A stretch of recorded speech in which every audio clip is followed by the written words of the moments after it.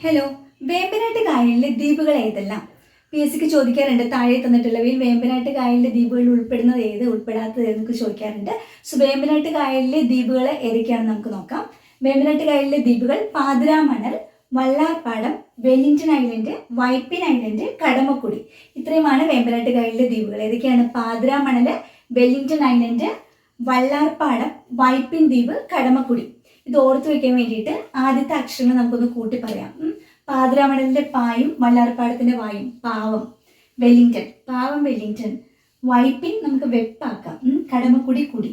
പാവം വെല്ലിംഗ്ടണ് വേമ്പനാട്ട് കായലിലാണ് വെപ്പും കുടി. അപ്പൊ ഒന്ന് പറഞ്ഞു നോക്കിയേ. പാവം പാതിരാമണൽ, വള്ളാർപ്പാടം, വെല്ലിംഗ്ടൺ ഐലൻഡ് തന്നെ വേമ്പനാട്ട് കായലിലാണ് വെപ്പും കുടിയും. വൈപ്പിനും കുടി, കടമക്കുടി. അപ്പൊ ഏതൊക്കെയാണ് വേമ്പനാട്ട് കായലിലെ ദ്വീപുകൾ? Pathiramanal, Vallarpadam, Wellington island, Vypin island, Kadamakkudi. Vembanad കായലിൽ പതിക്കുന്ന ഒരു നദിയുടെ പേര് കമന്റ് ചെയ്യുമോ?